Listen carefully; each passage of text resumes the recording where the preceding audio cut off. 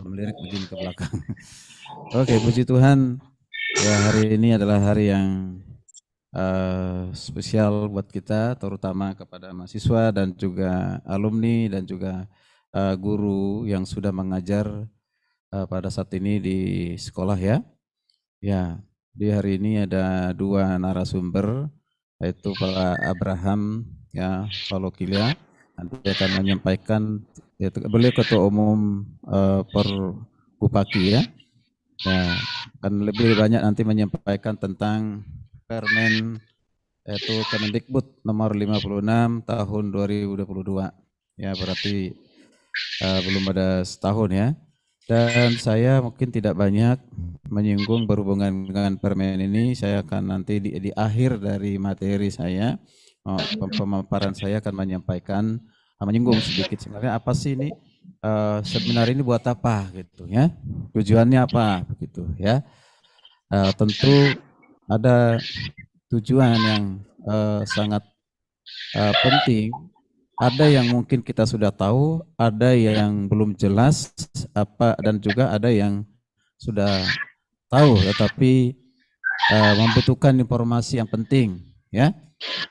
Nah, dari saya sendiri ini tentu menyampaikan yaitu tujuan pengajaran pendidikan agama Kristen atau tujuan pengajaran PAK ya, pengajaran PAK. Di Indonesia ini Sekolah Tinggi Teologi dan juga STAK, Sekolah Tinggi Agama Kristen. Nah, ada STAKEN itu lebih dari 300 perguruan tinggi. Dan hampir semuanya punya program PAK, yaitu Prodi PAK, Pendidikan Agama Kristen. Berarti kalau ada 300 lebih, taruhlah 300, berarti setiap tahun itu pasti meluluskan. Ya, meluluskan. Nah, kalau setiap tahun misalnya meluluskan taruhlah 50 mahasiswa gitu ya. Nah, 50 kali 300 ya. Ya, kali 300 itu kira-kira berapa itu? Udah berapa itu lulusannya Pak? 1 tahun. Berapa? 15? Terlalu tinggi 50 kali ya. Sekitar buat 25 lah kali ya. Ya, 25 lulusan gitu. 25 lulusan. Coba yang punya matematika ini penting ya, supaya kita bisa tahu ya posisi dari kita atau keberadaan nanti lulusan PAK dan juga yang guru yang ada saat ini ya. Taruhlah 25. 25 kali 300. Berapa? 7.500. Berarti ada diperkirakan ya sekitar 7.500 lulusan prodi pendidikan agama Kristen di seluruh Indonesia setiap tahun. Ya, setiap tahun. Ya. Lalu dibandingkan dengan sekolah-sekolah yang ada dari tingkat TK sampai kepada tingkat menengah ataupun SLTA. Nah, ribuan juga sekolah gitu ya. Ya, ribuan juga sekolahnya. Lalu nah, lulusan ini mau ditempatkan di mana? Ya pasti ada di mana? Di sekolah, di sekolah. Ya, di sekolah. Ya, di sekolah. Nah, di Indonesia ini yang seringkali menjadi terkendala di dalam proses ya, proses untuk penempatan guru itu yaitu guru agama Kristen. Ya, segala upaya dan perjuangan yang sudah dilakukan termasuk ya salah satu ya organisasi yaitu Forum Guru Pendidikan Agama Kristen Indonesia yang dipimpin oleh Pak Abraham udah berjuang dan ada hasil. Tetapi mereka tidak bisa sendiri. Membutuhkan mitra ataupun membutuhkan ada penggerak yang lain untuk bersama-sama bagaimana lulusan dari pendidikan agama Kristen ini benar-benar bisa tersalur ya di sekolah-sekolah yang ada. Nah, ini baik yang akan lulus ini dan juga yang sudah lulus berarti alumni Dan juga mungkin juga sudah ada yang lulus, belum menjadi guru tetapi ke profesi lain. Kenapa? Karena ada mungkin kendala di pribadinya, individunya nggak mau jadi guru, atau susah untuk mencari tempat di mana dia akan mengajar, atau dia udah coba, tapi nggak berhasil. Ya udah dia berjuang begitu. Ya. Nah, ini penting sekali supaya kita tahu bahwa kehadiran kita menjadi guru di sekolah-sekolah yang ada sebenarnya tujuannya apa? Motivasinya apa? Apa yang ada di pikiran kita atau yang di kepala kita? Ketika mendaftar di sekolah teologi, mengapa kau pilih prodi Pak? Mau jadi guru. Lalu mau guru apa? Ya, di daerah berpeluang untuk menjadi pegawai negeri, guru pegawai negeri. Itu udah hampir seperti itu semua pemikiran. Ya, dan itu menjadi tujuan dan harapan. Salah enggak? Salah tidak? Tidak salah itu. Boleh saja. Ini kenapa ya feedback memang begitu ya? Jadi agak mengganggu juga. Ya. Tapi ingat, ya, para peserta seminar yang saya kasihi dan juga para mahasiswa ya. Nah,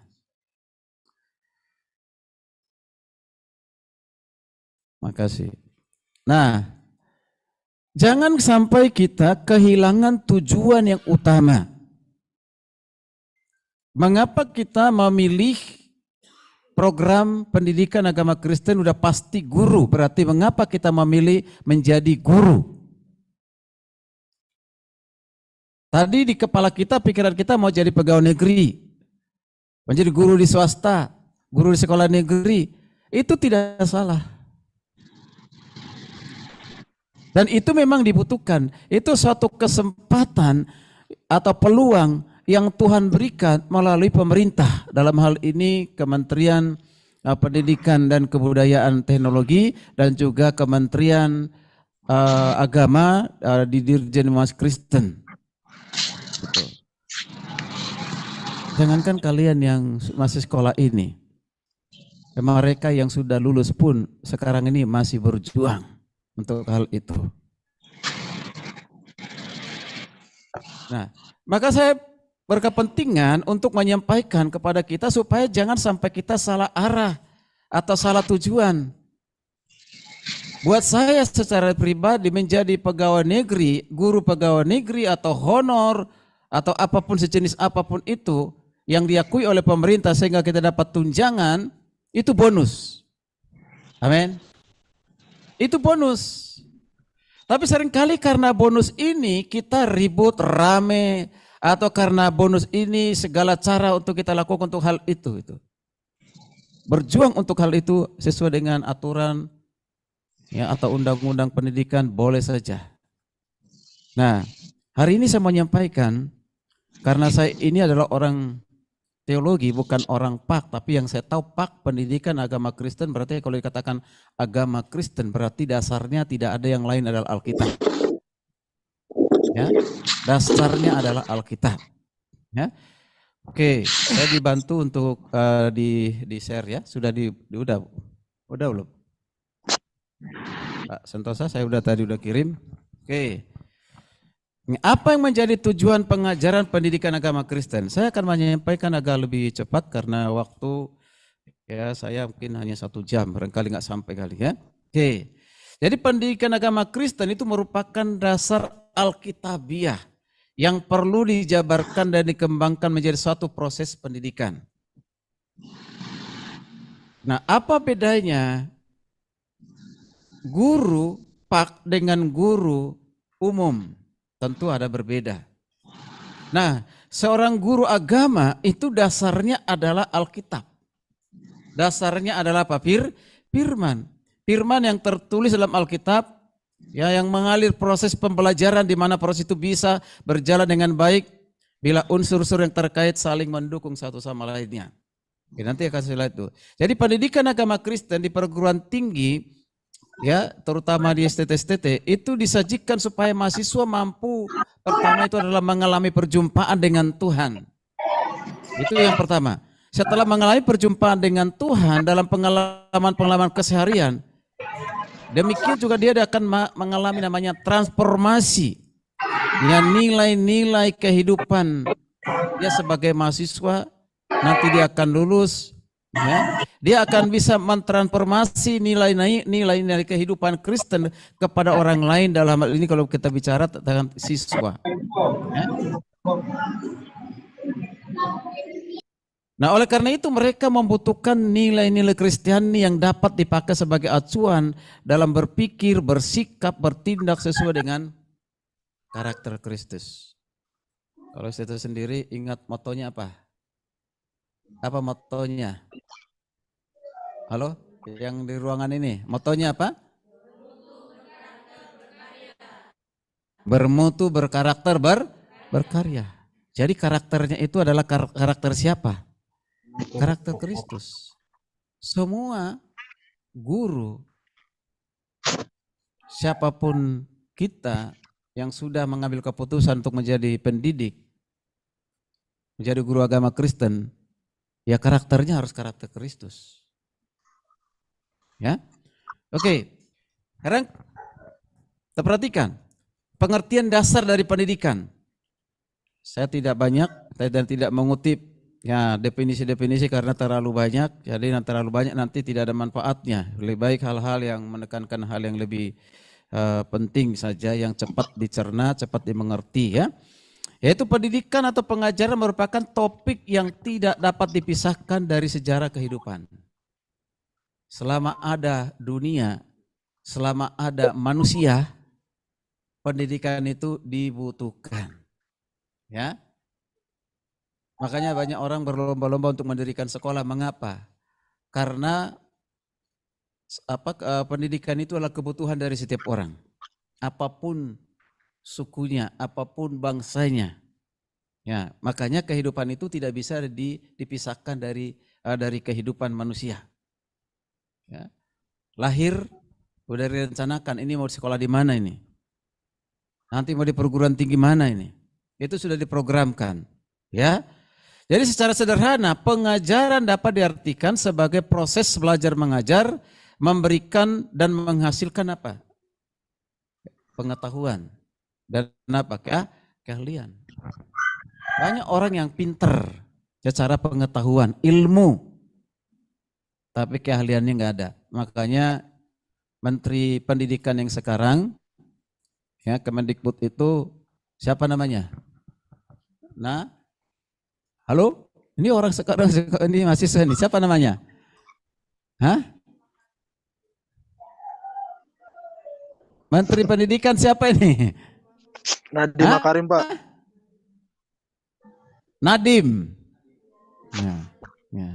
Oke, nah mengatakan begini,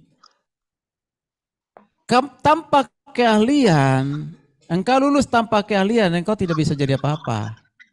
Berarti penting namanya pakai keahlian. Ya, keahlian. Nah, jadi atau skill atau keterampilan, ya keterampilan. Jadi nggak cukup hanya dengan pengetahuan, ya pengetahuan. Jadi pengetahuan plus keahlian itu harus satu paket, ya. Pengetahuan itu satu teori, tetapi teori itu ada di sana kita bisa ada latihan, ada namanya prinsip-prinsip yang harus dilakukan, ya. Nah, itu disebut dengan keahlian. Oke. Nah, coba saya kutip menurut Samuel Sijabat ya tentang definisi ya tentang pendidikan yang diambil dari Ensiklopedia Pendidikan. Mengatakan demikian. Ya, semua perbuatan dan usaha dari generasi tua untuk mengalihkan pengetahuannya, pengalamannya, kecakapannya serta keterampilannya kepada generasi muda sebagai usaha menyiapkan agar dapat memenuhi fungsi hidup baik jasmani maupun rohani. Perhatikan di sini, ada kata mengalihkan. Nah, guru baik pemula atau guru yang sudah lama, dia punya pengetahuan, dia punya pengalaman, dia punya kecakapan, keterampilan dia harus transfer itu ke generasi berikutnya, ke generasi-generasi yang terus menerus, yang tidak pernah berkeputusan. Ya, untuk apa? Menyiapkan agar memenuhi fungsi hidupnya, sehingga dia menemukan fungsi hidupnya. Baik secara jasmania maupun secara rohania. Tidak dipungkiri bahwa setiap guru membutuhkan namanya kebutuhan secara jasmania, secara fisik, ya, secara fisik. Nah, ada keseimbangan antara rohani. Nah, ketika orang berjuang untuk menjadi honorer atau menjadi pegawai negeri, guru pegawai negeri dan yang lain sebagainya, tujuannya supaya bisa mendapatkan tunjangan, ya, atau gaji. Itu untuk memenuhi apa itu? Memenuhi kebutuhan apa? Jasmani. Ya, jasmani. Ya, jasmani. Nah, tapi jangan hanya jasmaninya yang diperhatikan, tetapi juga rohanianya. Jadi guru mentransfer hidupnya, pengetahuannya, hidupnya, ya hidupnya, pengalaman-pengalaman perjumpaan, perubahan dengan Tuhan.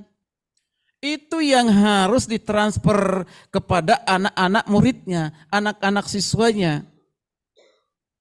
Dan inilah yang membedakan guru agama Kristen dengan guru yang lainnya. Tapi seringkali kita menemukan hampir tidak ada bedanya dengan guru yang lain yang bukan guru agama Kristen. Ya, bahkan kadang-kala guru agama yang bukan guru agama Kristen lebih baik daripada mereka yang guru agama Kristen, ya. Oke, dengan pengertian ini maka setiap orang ataupun masyarakat pasti terlibat dalam pendidikan atau pengajaran baik secara formal maupun informal. Itulah sebabnya pengajaran tetap menjadi topik yang sangat penting dan tidak akan pernah berhenti untuk dibahas. Ya, itu akan menjadi suatu diskusi, pembahasan terus-menerus. Ya, oke. Kependidikan itu selain guru kan ada orang tua, ya, bagaimana orang tua dengan guru bisa kerjasama, ya. Oke, masih pengertian. Sekarang coba kita perhatikan pengertian dari guru. Apa yang dimaksud dengan guru atau teacher? Secara umum pengertian guru adalah seorang tenaga pendidik yang profesional mendidik, mengajarkan suatu ilmu, membimbing, melatih, memberikan penilaian, serta melakukan evaluasi kepada peserta didik. Pasti di pembelajaran agama atau mata kuliah pembelajaran pendidikan itu dapat di kelas, ya. Ya, pendidikan PAK, ya. Nah, definisi guru adalah seorang yang telah mengabdikan dirinya untuk apa? Mengajarkan suatu ilmu yang dia miliki, mendidik, mengarahkan, melatih muridnya agar memahami ilmu pengetahuan yang diajarkan tersebut. Kunci keberhasilan dari seorang guru untuk mengajar, pertama pengetahuan yang memadai dan pengetahuan yang dia mengerti, pengetahuan yang dia sendiri sudah lakukan pengetahuan itu, ya, sehingga itu dia bisa melatih, mengarahkan orang lain, akan berhasil, ya, akan berhasil. Nah, jadi dalam hal ini guru tidak hanya mengajarkan pendidikan formal, tetapi juga pendidikan lainnya dan bisa menjadi sosok yang diteladani oleh para muridnya. Guru itu harus menjadi teladan, ya, teladan. Tapi saya lihat di beberapa alumni kita di Facebook yang sudah menjadi guru, mereka cukup kreatif, ya, dan saya tidak menyangka kalau mereka bisa sekreatif itu.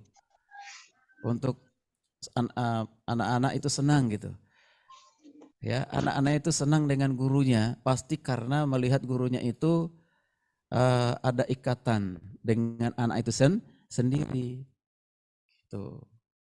Bisa nurut, taat, itu pasti karena ada ada ikatan. Bagaimana menjadi ada suatu ikatan? Itu pasti ada pendekatan yang dilakukan dengan anak, mengerti psikis atau kejiwaannya anak, mengerti cara pendekatan anak. Nah, kalau saya ini makanya saya nggak mau jadi guru untuk tingkat SD, SMP, ya, saya SMA. Kenapa? Saya bukan berarti tidak bisa, tapi saya tidak sabar untuk menghadapi anak-anak. Ya, gak sabar. Makanya kalau sudah kalian masih menjadi guru untuk anak-anak dan anak dekat dengan kalian, itu luar biasa itu. Ya. Ya, oke. Jadi punya karunia atau talenta masing-masing yang berbeda ya. Oke. Dari penjelasan tersebut maka kita dapat memahami bahwa para guru yang sangat penting dalam proses menciptakan generasi penerus yang berkualitas. Baik secara intelektual maupun secara akhlaknya. Nah, itu guru. Nah, ini saya buat di sini, menjadi guru adalah kesempatan yang dianugerahkan oleh Tuhan, yaitu melalui pemerintah ataupun melalui swasta, tetapi sekaligus juga tantangan bagi yang ingin menjadi guru.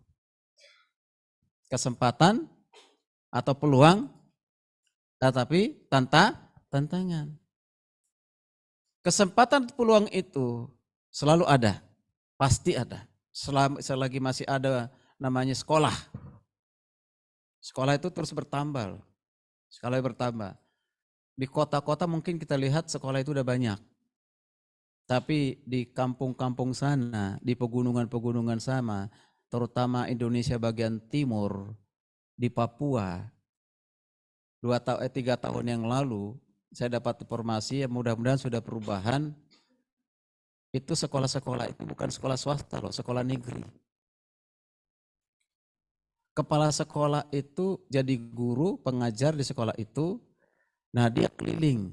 Dia bilang 1 minggu dia harus keliling tiga sekolah. 3 sekolah. Nah, dan ada pernah guru ditempatkan di situ, tidak kuat dia tinggalkan. Honor, apakah masih belum menjadi pegawai negeri. Ya. Jadi dia 2 hari. 2 hari di sekolah A, 2 hari di sekolah B, 2 hari sekolah C. Bayangkan nih, keadaan sekolah seperti ini. Ya. Berarti libur. Sekolah A libur ketika dia ke sekolah B. Ketika dia ke sekolah C, berarti libur sekolah A, sekolah B. Mengapa? Karena keterbatasan guru, sekaligus juga sedikit orang yang mau di daerah-daerah terpencil seperti itu menjadi guru. Kalau bukan panggilan. Ya. Salah satu alumni kita, Tony Halawa ya. Dia baru 6 bulan di Kota Mulia ya, kabupaten apa itu, di Papua, punya di puncak sana. Ya, di puncak sana. Dia telepon saya. Ya, telepon, "Pak, saya mau pulang, saya tidak kuat di sini." Saya bilang, "Pulang aja, tapi ongkos sendiri." Langsung saya bilang begitu, "Pulang aja, tapi ongkos sendiri." Saya marah, setelah saya rada marah, baru saya motivasi. Saya kasih tahu begini, karena saya dapat suatu berita, ada seorang guru di daerah Jawa ini, sudah 18 tahun Pak Abraham jadi guru, Pak. 18 tahun. Dia mengabdi di sekolah itu. Dia sudah berjuang, segala cara dia dilakukan sesuai dengan kemampuan ini, tetap aja nggak lolos jadi diangkat jadi pegawai negeri. Begitu susahnya. Padahal dia sudah mengabdi sekian lama di situ. Mungkin sudah berhasil kali sekarang ini. 18 tahun. Itu cukup lama ya. Kamu mau seperti itu di Jawa ini. Saya bilang. Dan mungkin itu salah satu kasus. Masih banyak kasus yang lain.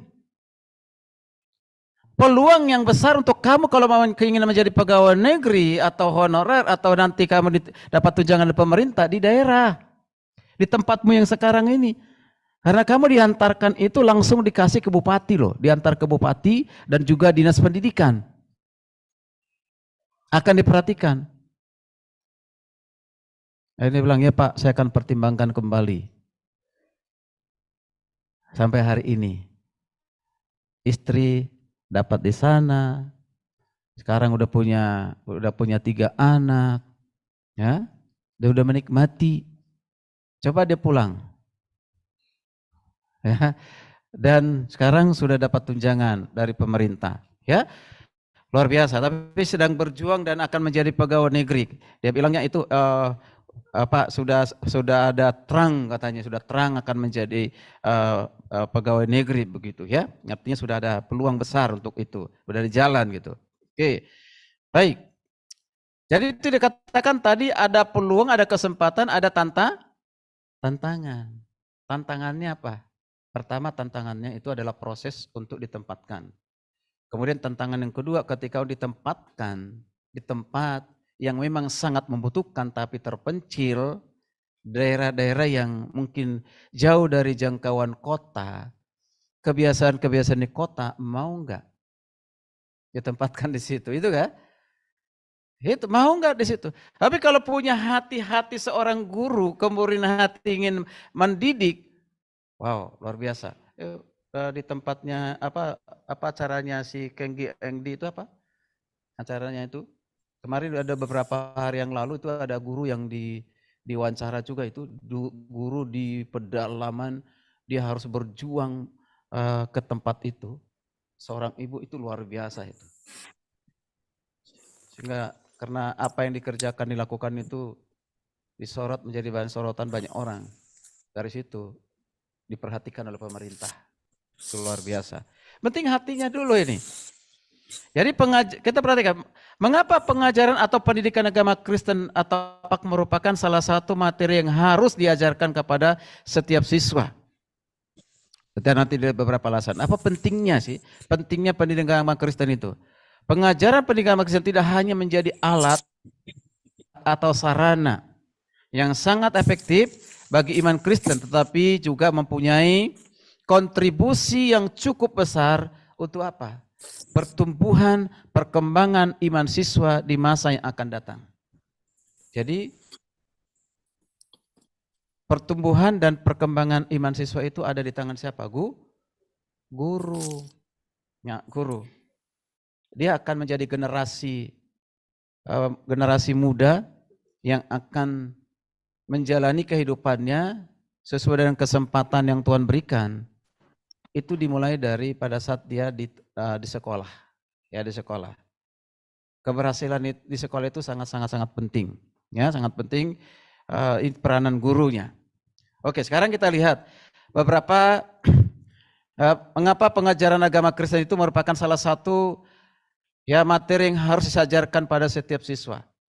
Yang pertama, karena pengajaran pendidikan agama Kristen itu mempertemukan kehidupan manusia, dalam hal ini anak-anak siswa dengan firman Tuhan atau dengan Tuhan sendiri. Ini yang pertama dan utama. Ya. Sekali lagi, dengan hadirnya guru di sekolah, guru pak, bagaimana supaya dia bisa bertemu dengan Tuhan, yaitu Tuhan Yesus. Dia mengalami perjumpaan dengan Tuhan Yesus, kita dipakai Tuhan menjadi alatnya, menjadi sarana oleh Tuhan. Ini menjadi catatan penting bagi kalian yang pak dan juga yang sudah alumni ya, mengingatkan kepada alumni atau yang sudah menjadi guru. Menjadi guru. Jangan sampai lupa tujuan utama ini. Mengapa penting saya katakan seperti itu? Yang pertama, kalau zaman dulu Allah berbicara kepada manusia melalui nenek moyang kita, melalui para nabi, lalu melalui Yesus Kristus. Sekarang Yesus Kristus mempercayakan kepada siapa? Kepada orang percaya. Lebih spesifik lagi kepada siapa? Kepada guru agama. Nah, pada guru agama, pengajar. Berarti guru agama itu pengajar. Salah satu karunia yang diberikan oleh Tuhan di kitab Efesus pasal 4 ayat 11 itu. Ya, mengajar. Ya, mendidik. Mendidik dalam hal apa? Bukan saja untuk mentransfer pengetahuan kita, tetapi juga bagaimana kita dipakai Tuhan, ya dipakai Tuhan untuk mempertemukan anak-anak siswa kita dengan firman Tuhan dan dengan Tuhan itu sendiri. Firman Tuhan berkata dalam Yohanes 1 ayat 1, pada mulanya adalah firman, dan firman itu bersama-sama dengan Allah, dan firman itu adalah Allah. Berarti seorang guru sudah harus juga lebih dahulu mengalami perjumpaan dan perubahan. Itu ya. Engkau tidak akan pernah bisa menolong orang lain berjumpa dengan Tuhan kalau engkau sendiri tidak punya pengalaman untuk hal itu. Ya, belum pernah mengalami namanya perjumpaan. Ya. Jadi dalam Injil Yohanes 1:14 dikatakan firman itu telah menjadi manusia dan diam di antara kita dan telah melihat kemuliaannya. Perhatikan, calon-calon guru dan juga yang sudah menjadi guru atau alumni. Ya, sekarang ini penyesatan itu semakin dahsyat. Semakin luar biasa, semakin viral. Ya. Dan menganggap itu suatu kebenaran padahal sudah menjadi suatu kesesatan. Yang mengatakan Yesus bukan Tuhan, Yesus bukan juru selamat, Yesus bukan pencipta alam semesta, dan banyak ajaran-ajaran yang sekarang ini. Padahal dari mulai anak sekolah minggu sampai TK, dari sekolah minggu atau di TK sudah diajarkan itu berulang-ulang. Yesus Tuhan, Yesus juru selamat. Ya, tiba-tiba seorang doktor teologi mengatakan dia bukan Tuhan, dia bukan juru selamat. Kalau ini dengar anak-anak kecil, wow, ini bahaya sekali.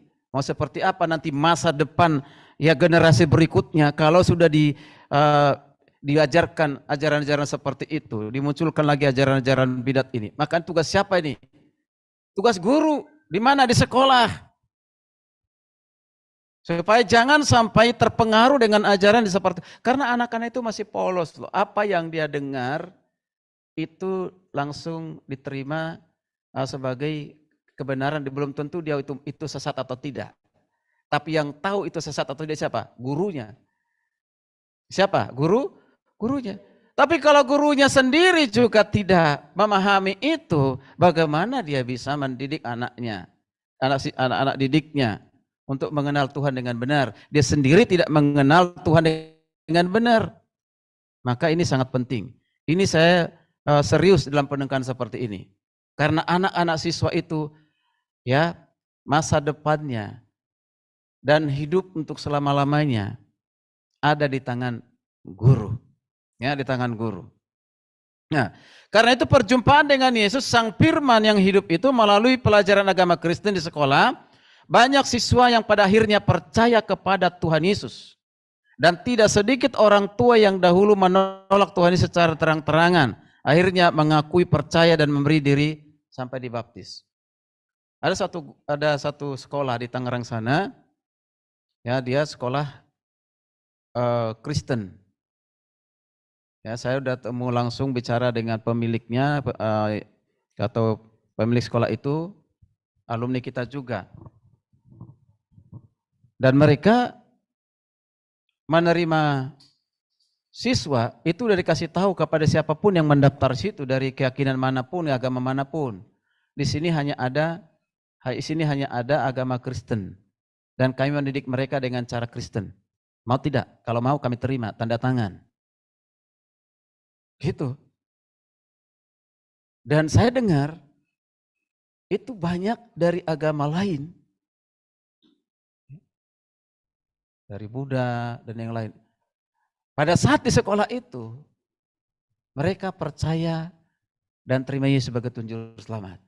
Dan melalui anak-anaknya ini, orang tuanya pun diundang di momen tertentu, barangkali Natal dan yang lain, akhirnya percaya terima Yesus. Wow, jarang sekolah yang seperti ini. Ini swasta karena dia mendirikan itu pun untuk itu. Jadi bukan hanya untuk transfer pengetahuan, tetapi juga adalah untuk nilai yang kekal, yaitu penginjilan. Itu luar biasa.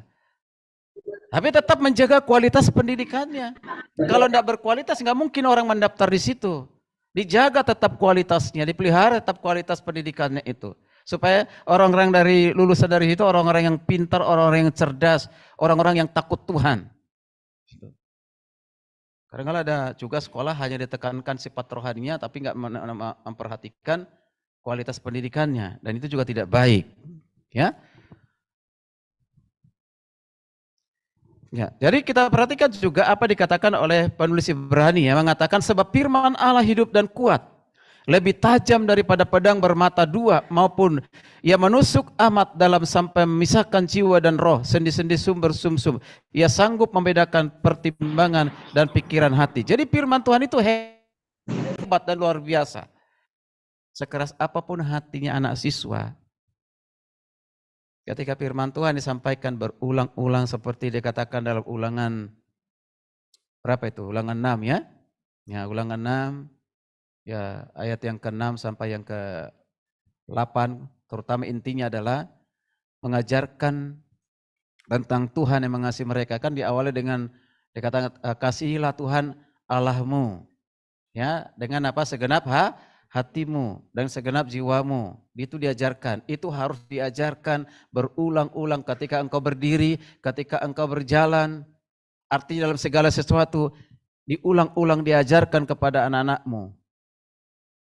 Mengapa anak-anak Israel itu lebih pintar daripada anak bangsa lain? Yuk, bukan hanya karena persoalan makanan. Bukan. Saya membaca satu artikel, ternyata apa? Mereka dididik oleh orang tuanya tentang hukum Taurat itu sangat ketat sekali. Bukan hanya hafal hukum Taurat, tapi mereka menjadi pelaku dari hukum Taurat tuh. Jadi mereka cerdas, pinter. Mereka jarang bahkan tidak pegang-pegang beginian ini. Gak diperbolehkan tuh. Masih tingkat dasar. Kalau sekarang ini di Asia, apalagi di Indonesia, anak kecil aja udah 1 jam, 2 jam waktunya belajar di sekolah berapa lama? 2 jam, 3 jam.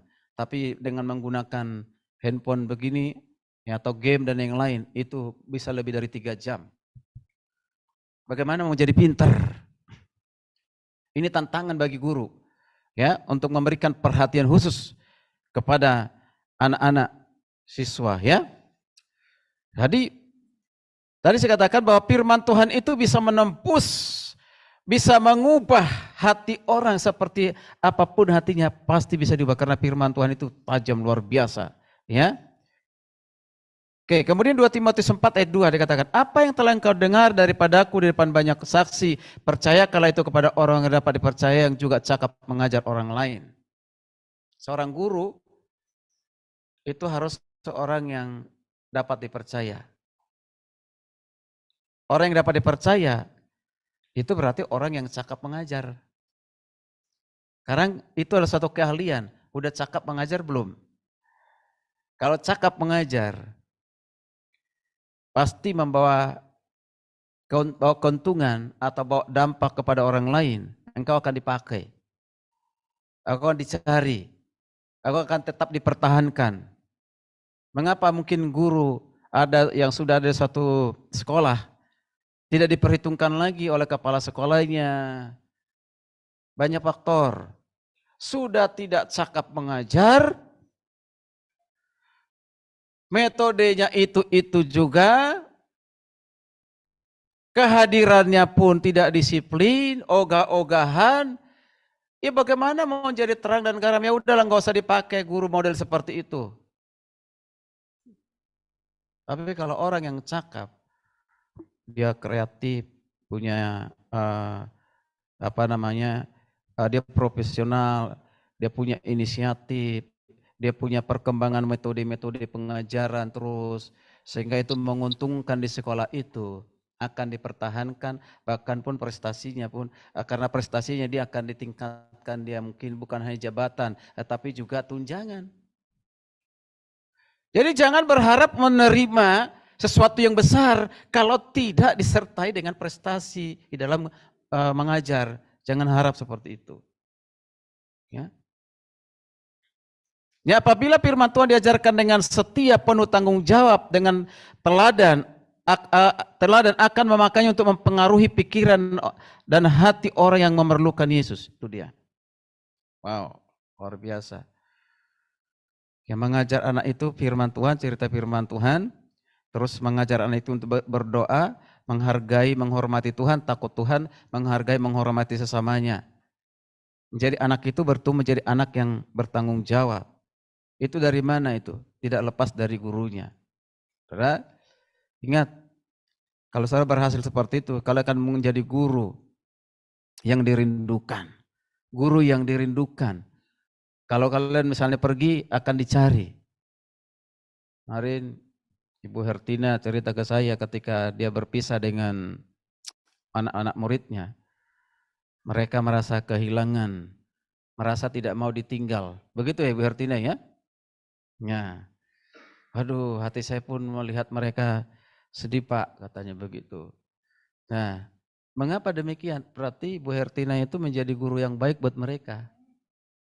Nah, kalau bukan guru yang baik, pasti bilang, Ibu Hertina tidak menjadi guru lagi, mau pindah ke tempat lain. Hore, senang kita senang gitu kan. Senang dia pergi gitu.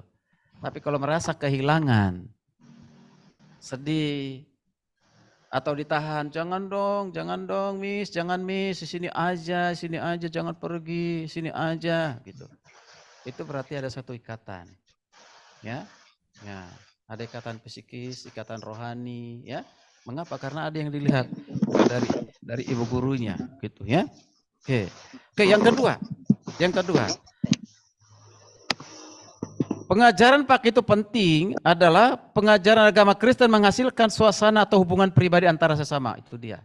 Kalau hubungannya dengan Tuhan itu sudah baik, sudah harmonis, ya, pengalaman dengan Tuhan itu luar biasa baiknya dan dia sudah mencintai Tuhan, mengasihi Tuhan, pasti itu mempengaruhi hubungannya dengan sesamanya. Pasti itu antara sesamanya.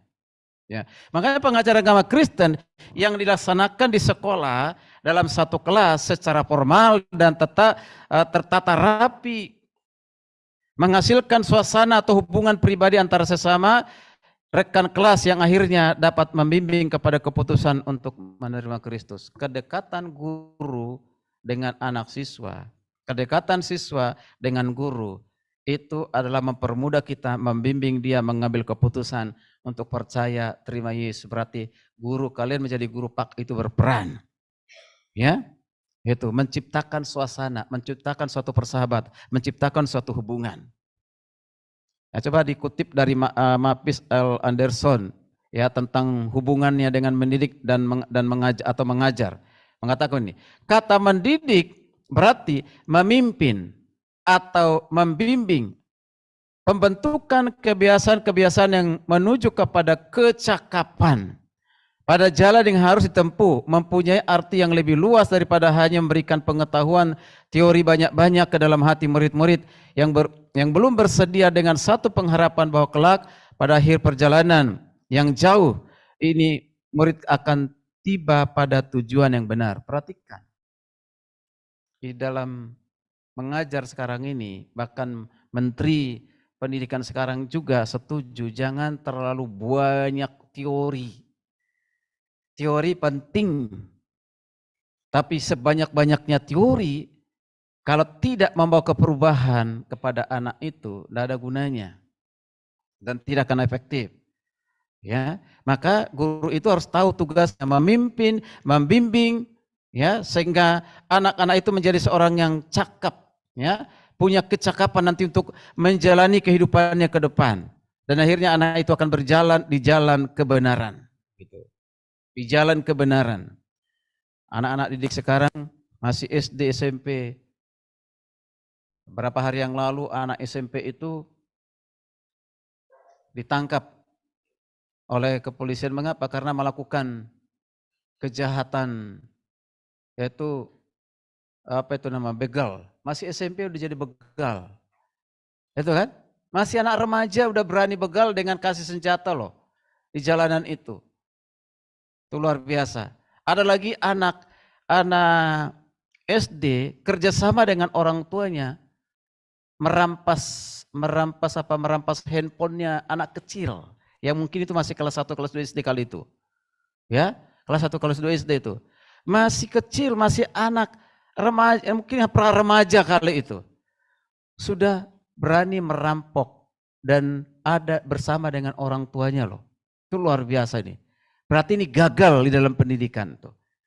Siapa yang gagal, anak itu atau gurunya? Kita tidak tahu ya. Tapi yang pasti itu berarti tidak mengikuti pendidikan dengan baik itu. Ya.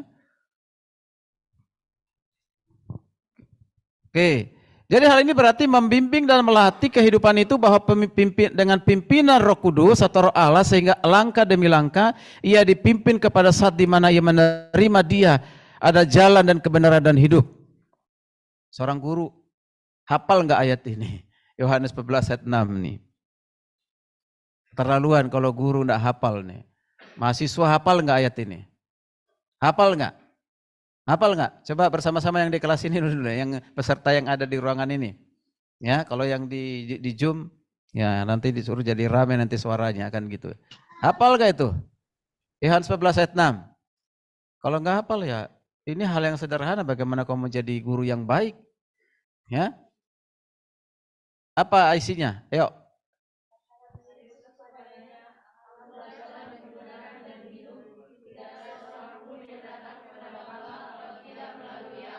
Ya, ada yang hafal, ada yang belum. Nah, perhatikan, bukan hanya hafal loh, tapi paham. Paham nggak ayat itu?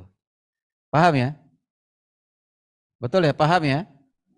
Nah, bahwa mengatakan Yesus itu adalah jalan dan kebenaran dan hidup.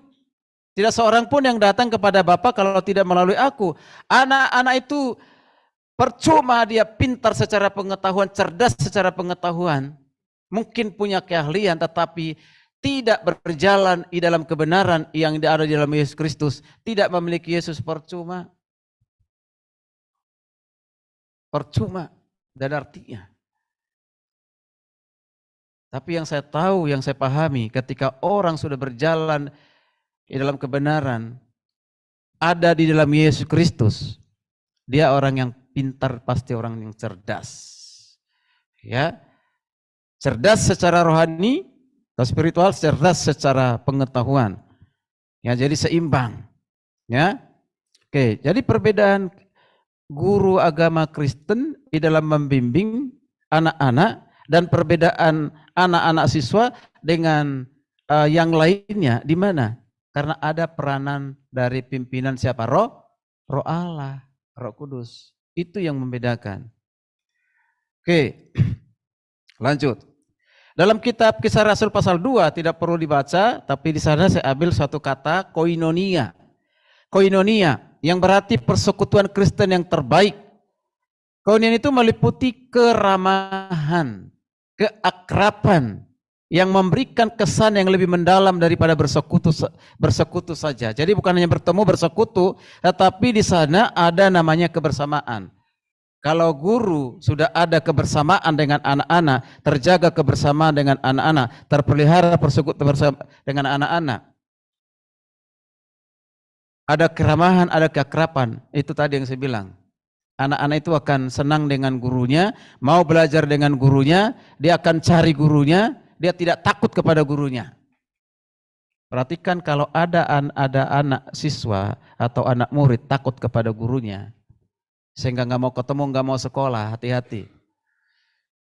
Ayo sekolah nak, nggak mau sekolah, nggak mau ngomong gitu, ditanya terus. Ternyata apa? Takut kepada guru.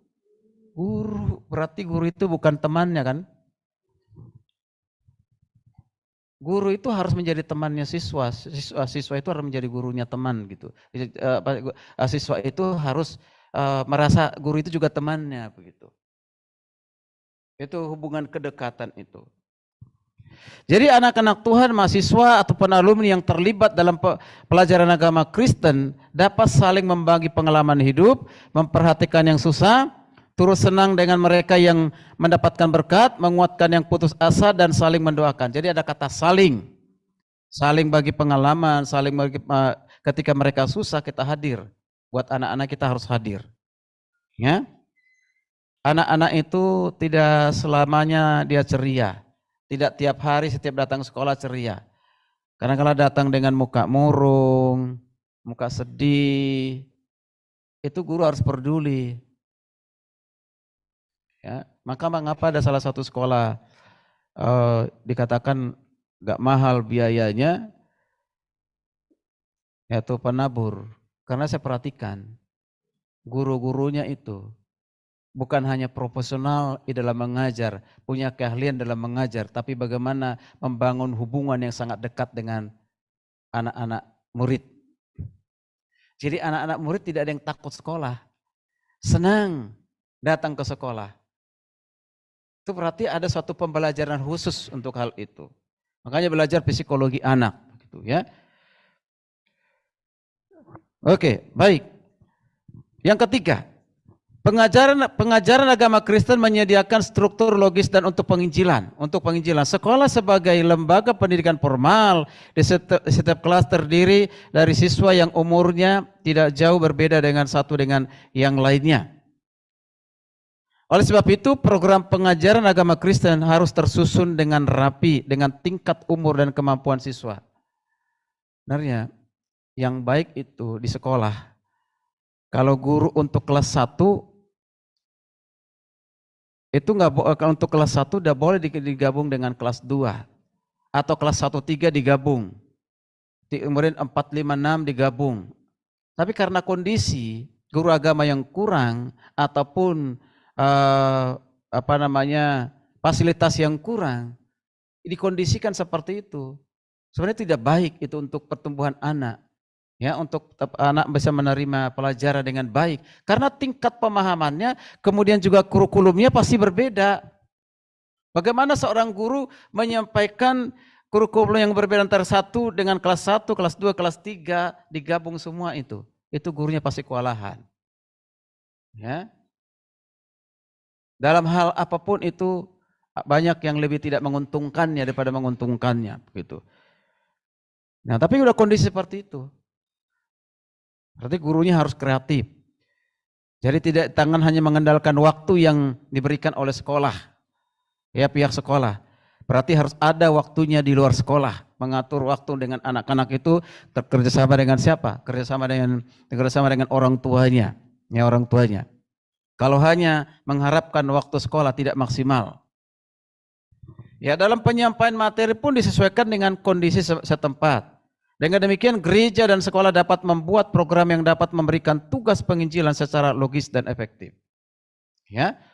Nah, kalau tersusun rapi sesuai dengan tingkatnya, ya, jangankan di sekolah, di gereja pun harus melakukan hal yang sama, ya.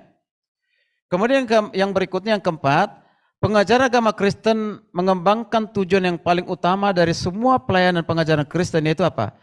Membimbing orang ataupun siswa ke dalam hubungan yang benar dengan Allah melalui iman kepada Yesus Kristus.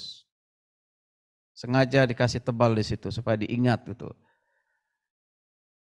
Ini penting sekali. Jadi mengembangkan tujuan yang utama, yang paling utama apa? Supaya mereka memiliki kedalaman hubungan yang benar dengan Allah melalui iman kepada Yesus Kristus. Jadi kita harus mengajarkan mereka, ya, beriman kepada Yesus Kristus, bukan kepada yang lain. Beriman kepada Yesus Kristus itu karena punya pengalaman pengenalan yang benar akan Allah.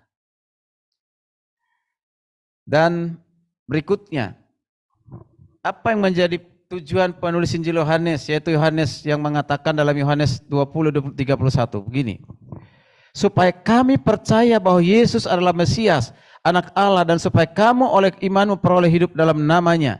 Jadi ketika saudara mengajar PAK, tujuannya apa? Bukan untuk hanya memenuhi persyaratan kurikulum supaya mendapatkan gaji, upah, menjadi pegawai negeri, tidak.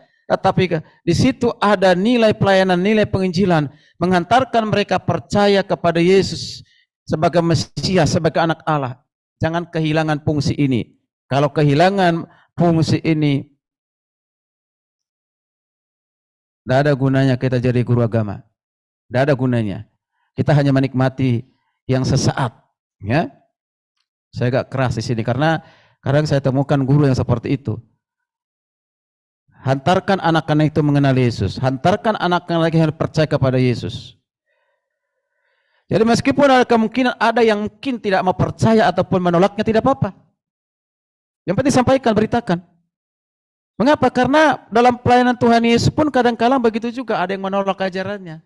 Tidak semua ketika Yesus mengajar, ya, saya ada di dunia ini, dia mengajar, memperkenalkan, menyatakan dirinya, menerima, tidak. Banyak justru yang meninggalkan. Nanti tuh baca di kitab Yohanes pasal 6 secara keseluruhan tuh sampai 72. Di situ banyak yang berbondong-bondong ya mengikuti Yesus, dan juga dikatakan banyak juga yang meninggalkan Yesus. Mengapa? Karena motivasinya hanya kebutuhan untuk jasmani, kebutuhannya motivasinya untuk kebutuhan makanan, kebutuhan kesembuhan, bukan kebutuhan bahwa dia membutuhkan Yesus, bukan begitu. Ya. Jadi dari sekian banyak atau lamanya pengajaran agama Kristen, pasti ada semacam pengajaran yang menambah kemungkinan bahwa siswa ataupun orang-orang percaya yang sesat atau hilang akan ditemukan, diselamatkan. Anak itu mungkin bisa tersesat atau hilang, maka akan ditemukan, akan diselamatkan. Ya, begitu banyak anak-anak sekarang ini orang tuanya tidak mengenal Yesus, sehingga anaknya pun ikut-ikutan tidak mengenal Yesus, padahal orang Kristen. Ini tugas tanggung jawab dari guru. Ya, dan orang-orang atau siswa yang sudah diselamatkan oleh karena percaya kepada Tuhan Yesus, Yohanes 3:16, akan bertumbuh sebagai hasil dari pengalamannya ketika mengikuti pelajaran agama Kristen, menuju kepada kedewasaan dalam Kristus dan tingkat pertumbuhan sesuai dengan kepenuhan Kristus. Itu sasaran yang harus ya guru ketahui dan harus dilakukan, ya, yaitu pertumbuhan hasil pengalaman ketika dia mengikuti pelajaran agama. Ya, pelajaran agama supaya kita dewasa di dalam Kristus, bertumbuh sesuai dengan kepenuhan Kristus. Itu tujuan untuk Pak. Ditambahkan lagi oleh Mapis L. Anderson menegaskan begini, perjalanan itu baru dimulai dan pendidikan harus dilanjutkan untuk membimbing murid-murid kepada kepenuhan dalam Kristus. Dari sekolah dasar baru mulai perjalanan, dan tujuan perjalanan itu akan berlanjut terus sampai dia nanti dewasa di dalam Kristus, sampai dia mempertuhankan Yesus di dalam kehidupannya untuk selama-lamanya. Ya, itu yang mulia, itu yang diharapkan oleh Tuhan, itu yang dirindukan oleh Tuhan. Bahkan Yesus datang ke dunia untuk apa? Untuk itu, ya, untuk menyelamatkan umat berdosa supaya mereka menjadi pengikut Kristus yang setia.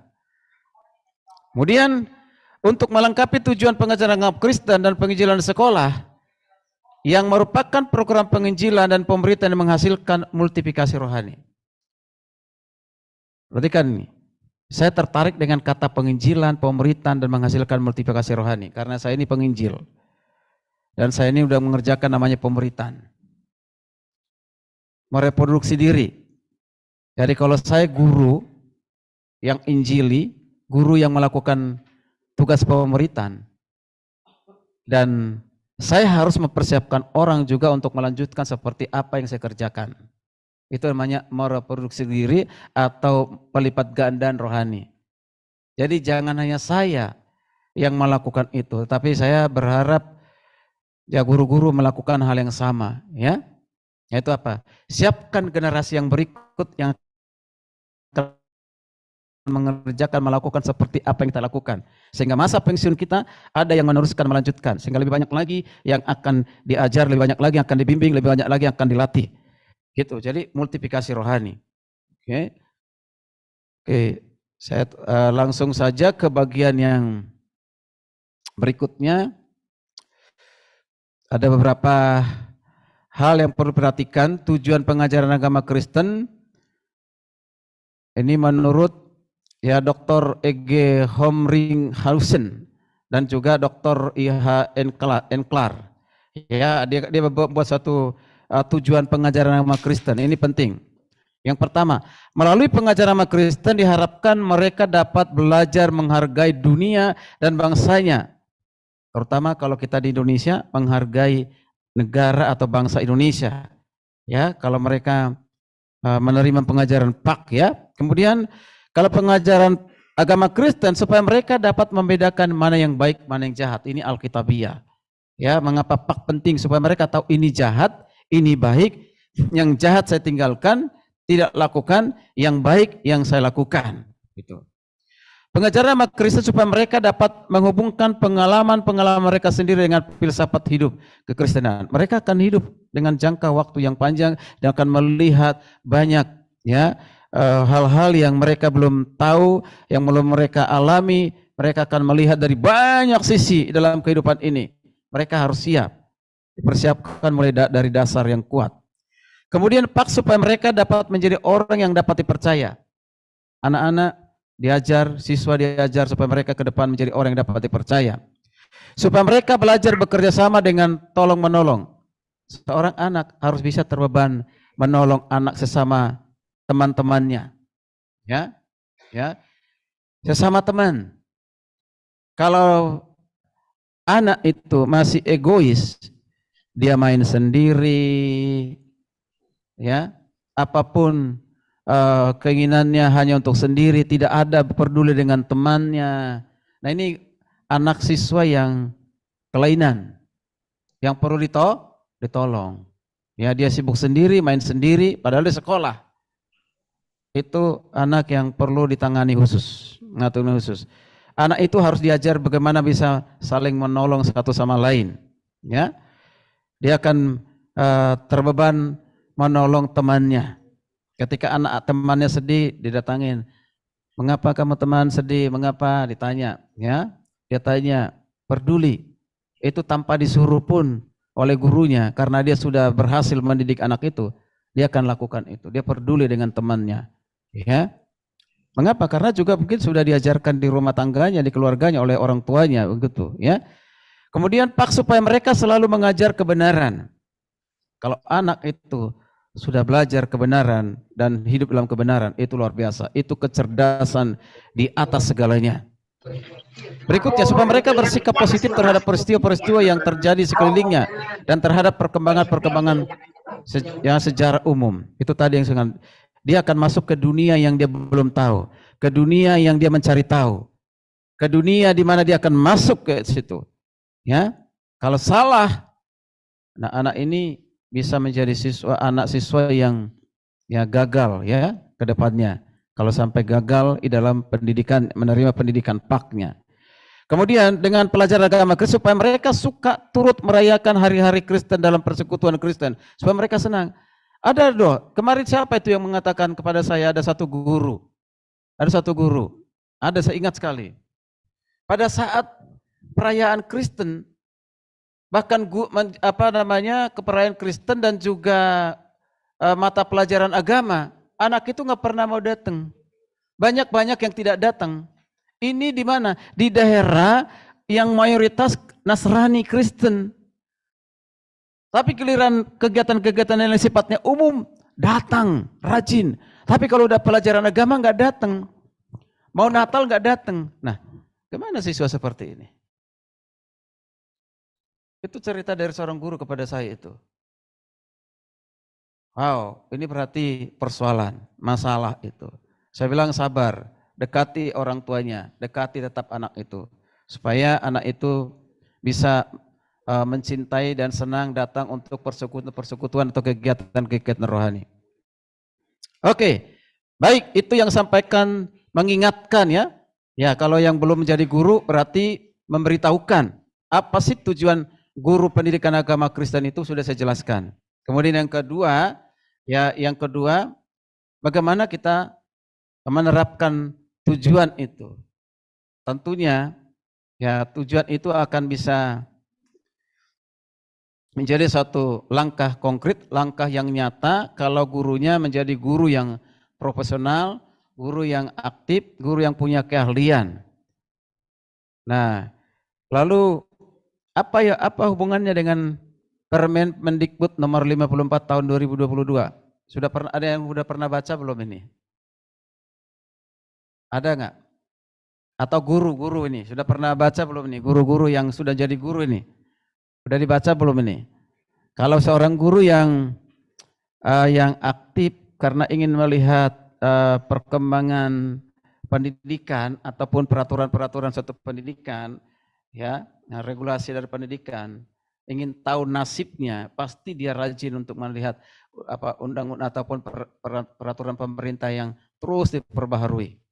Karena menterinya ganti, pasti ada regulasi-regulasi yang baru, peraturan-peraturan yang baru. Nanti Pak Abraham yang menyampaikan ini. Saya hanya menyampaikan sedikit saja. Ya, ini berhubungan dengan apa? Sertifikasi guru untuk guru usia dengan masa kerja lama. Begitu ya Pak ya? Ya, berarti bukan untuk kalian ini, karena masih sekolah, kan itu. Tapi persiapan, ya, ya harus tahu, betul, harus tahu supaya bisa persiapkan diri. Nah, jadi informasi ini merupakan informasi penting sekaligus juga sebenarnya informasi yang membahagiakan. Bagi siapa? Bagi guru yang belum sertifikasi namun sudah mengabdi di sekolah dalam waktu yang lama. Berarti Bu Hertini sudah nggak bisa, udah ahli profesi, udah jadi dosen. Gitu ya. Nah ini berkaitan dengan adanya program disebut dengan PPG. Apa itu PPG? Pendidikan Profesi Guru. Tadi sudah katakan ya, ada peluang, ada kesempatan untuk menjadi guru agama Kristen, menjadi pegawai negeri, ya, menjadi guru yang profesional, ada kesempatan, bahkan ada kesempatan untuk mendapat tunjangan dari pemerintah, terutama kepada guru ya. Nah, guru dihargai. Ini fotonya Bapak ini. Ya betul ya Pak. Ada di situ saya lihat. Ya, oke. Ya sebagaimana kita ketahui bahwa kalau PPG itu gantinya PPG itu adalah pendidikan profesi guru ya. Merupakan program resmi dari Kementerian Pendidikan dan Kebudayaan Riset dan Teknologi dalam rangka menciptakan guru yang profesional dengan bekal dari pendidikan profesi ini untuk mengajar. Nah, ini sertifikasi. Wow, luar biasa. PPG juga terbagi menjadi dua, yaitu PPG dalam jabatan dan juga PPG dalam prajabatan, yang mana masing-masing ini memiliki ketentuan berbeda-beda. Dalam hal ini, untuk guru yang telah lama mengabdi akan mengikuti namanya jenis ya PPG jabatan. Ya, jabatan. Nah, sekarang ini banyak pertanyaan beredar. Mengapa dalam PPG dalam jabatan cenderung mendahulukan guru yang telah senior? Lalu nasibnya yang junior ini, yang baru mengajar ini bagaimana? Nanti Pak Abraham menyampaikan itu. Tapi ini yang cukup lama mengajar pun masih berjuang setengah mati untuk mendapatkan sebenarnya itu menjadi haknya sebagai warga negara Indonesia, ya, yang harus diperhatikan, ya. Nah, udah cukup lama. Kalau sudah sampai di atas 5 tahun, ya itu udah cukup lama sebenarnya, ya. Jadi itu semua diatur di Peraturan Menteri Pendidikan Kebudayaan Riset dan Teknologi yang nomor 54 tahun 2022 tentang apa? Tata cara memperoleh sertifikat pendidikan guru dalam jabatan. Nanti tata cara seperti apa? Nanti Pak Abraham menyampaikan itu. Salah satu yang dibahas itu berkaitan dengan penerimaan calon mahasiswa PPG dalam jabatan. Nah, kalau saya baca di permennya itu setiap tahun ya Pak ya. Tapi terakhir tahun 2025. Ya dibatasi tahun 2025. Mungkin nanti setelah tahun 2025 itu akan berubah lagi gitu. Jadi penentuan keikutsertaan calon mahasiswa dengan mempertimbangkan beberapa hal tadi, tapi saya loncat saja. Hal yang penting adalah kita perhatikan guru dalam jabatan sebagaimana dimaksudkan dalam pasal 3 Permen tadi, Permen 54 itu tahun 2022, merupakan guru dalam jabatan yang diangkat sampai dengan nanti tahun 2025. Berarti tinggal berapa tahun itu? 2 tahun ya, 24, 25. Wow, apakah dengan 2 tahun ini guru yang ribuan orang di Indonesia ini bisa tercover semuanya itu? Wow, jangankan 50%, mungkin 10% aja belum tentu. Ya kan? Tapi kita berdoa lah. Maka tadi saya bilang sama Pak Abraham, tolong mungkin kita bangun pendekatan, bangun kemitraan dengan lembaga-lembaga pemerintah atau ormas-ormas atau mungkin partai kan gitu ya. Ya, yang bisa menyuarakan, menyampaikan, karena ini tahun politik ya, berjuang untuk kepentingan masyarakat. Dalam hal ini adalah kebutuhan guru agama di sekolah, ya, sekolah, sehingga bisa menerima. Seingat saya dulu masanya Presiden Gus Dur ya Pak ya. masanya Presiden Gus Dur dulu itu cukup banyak Pak yang diangkat jadi pegawai negeri, guru-guru agama Pak. Ya, luar biasa itu. Karena itu yang diperjuangkan. Tapi ini 10 tahun pemerintahannya sekarang ini pendidikan sepertinya belum begitu disentuh secara maksimal. Ya masih infrastruktur. Maka kita berdoa presiden yang terpilih ke depan ini harus program pertama itu yang diperhatikan apa? Program pendidikan dan semua pendidikan termasuk pendidikan agama Kristen. Oke, baik itu dari saya sekian. Terima kasih, Tuhan Yesus memberkati.